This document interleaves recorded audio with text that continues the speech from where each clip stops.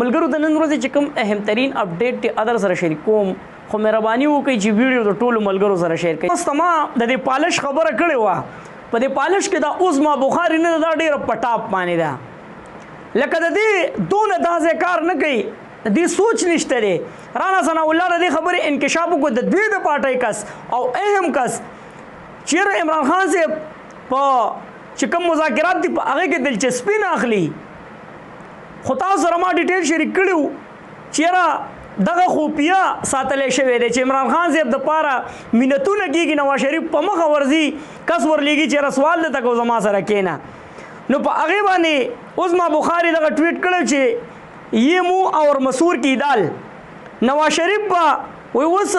د چا د عمران خان صاحب نوم اخلي وایي دا اړو کېدی نه شي دا مناسب نه ده د سره چې هغه به د عمران خان صاحب نوم واخلي. عمران خان صاحب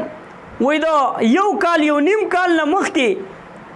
په دې دوران کې لګیا دی نواز شریف ته منتونه او زاریګانې کوي چې یاره ما سره کښېنه عمران خان صاحب یادوي په دې باندې ول ملګرو چا شوکت بصره ډېر ښکلی جواب ورکړی دی او ورته ویلي چې کیا پد دی او کیا پد دی کا شوربه دا اردو کې یو متل دی خو پښتو کې زما ذهن کې راځي خو په خوله مې نه راځي تاسو را سره په کمنټس کې شریک کړئ. هغه وایي هغه سړی نواز شریف چې هغه خپل سیټ هم بایللی دی او اوس یې دا حالات دي چېرې کونسلرۍ ته دا ودرېږي کونسلرۍ سیټ هم نشي ګټلی عمران خان به ایله بل هغه ته مینت کوي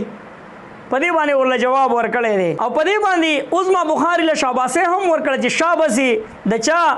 محترمه عظما بخاري د ریمنډې اوس چې کوم وکیلو د هغې لور صاحبې ریمنډې اوس واقع تاسو سره ما شریک کړی وه چې هغه په پاکستان کې څو کسان ویشتي وو او په جیل کې وو بیا د دې عظما بخاري پلار راولګېد او وکیلو ویل زه دله مقدمه لړاوه هم هغه د پاکستانیانو چې کوم حقوق دي هغې ریمنډې ورته ورکړه او هغې د پاکستان نه رخصت کو نو شوکت بصره به یې ډېر زبردست جواب دی ورکړی. بل طرف د ملګرو محمود خان اچکزی دا خبره کړې ده چې مونږ خیرات او یا څه سوال نه کوو وایي مونږ خپل حق د حکمرانانو نه غواړو. څوک وایي دا وایي محمود اچکزی صاحب. بل طرف د ملګرو صدر آل پاکستان انجمن تاجران اجمل بلوچ هغه څه ویلي دي چې کوم د تاجرانو صدر دی دا خبره کړې ده چې زه یو غیر سیاسي سړی یم خو زه د دې خبرې حلف اخلم او دا خبره په قسم باندې کومه چې په تیر حکومت کې عمران خان صاحب په کرونا کې هم داسې مشکل حالات په دې وطن او په موږ تاجرانو باندې نه راوستي لکه اوس چې کوم حالات دي په دې ملک کې او زموږ د تاجرانو کم بد حال. بل مولانا بل رحمان صاحب هم ګیلهمن دی ګیله کوي چېرې دا اوس کوم حالات دي نو د سیاسي چې کوم خلک دي د هغوی اهمیت ختمی لګیا دی چې د سیاسي کس هېڅ اهمیت نشته دی او موږ دا ریکویسټ کوو چېرې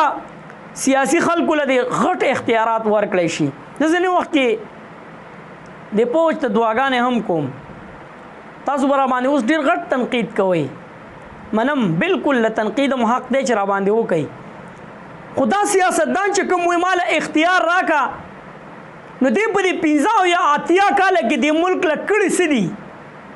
چې تا سره اختیار نشته ته وایې چې بھائی زما په لاس کې هېڅ هم نشته نور خلک لګیا دي دا ملک چلی نو ولې د دې قوم نه بېوقوفه جوړوئ په دې 15 یا کاله کې ولې تاسو دا خبره نه کوله دې قوم او دې ملک ته تاسو د اوسه پورې کړئ چې دا کم سم دی قوم یاد کړ هغه بدنصیبه چې په جیل کې پروت دی د هغه د برکته دا قوم را بیدار شو نو زه دغه وایم چې دغه بیا هم ښه دي ملک خو دله سټل نه خرڅوي یعنې که دې سیاستدانانو ته ورکو دا نور د عمران خان نه بغیر په ایمان چې په یو منټ کې دله خرڅوي په شړک دې هم نه ولي ځان له په دوبۍ او په انګلینډ او په برطانیه کې ولې زندګي نه تېروي چې په دې ملک کې تېروي. نو مولانا صاحب وایي چې بھائی موږ له دې پوره اختیارات راکړی شي نو ورد کړی او که نه تاسو څه وایې. بل طرف د ملګرو خواجه آصف چې کومه خبره کړې ده چې یاره د جناب عمران خان صاحب سره په جیل کې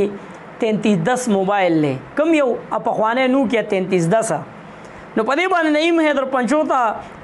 وکیل نعیم حیدر صاحب دغه خبره کړې ده چې یاره زما دا اراده ده چې زه اوس خواجه آصف باندې 3310 نوم کېدم ستاسو څه نوم وخت 3310 ټیک دی که تاسو وله بدلوئ څه پته نه لګي دا صحیح نه ده دوی کار نه کوي یا په نشه کې لګیا دي یا ورله چل نه ورځي تاسو ورله څه نامه ورکوئ هر سره په کمنټس کې شریک کړئ دغه ملګرو د نن ورځې چې کوم اهم ترین اپډیټ ټیا مې در سره شریک کړو ویډیو د ټولو ملګرو سره شیر کړئ کمنټس کې موږ خپل رائے لازمي شریک کوو چېرته مې علام خان آباد او خوشحاله سات آخر کې واس پاکستان زنده باد کینګ عمران خان پایند آباد تل وي آباد دی زموږ وطن پاکستان دی او مسلمان دی الله پامان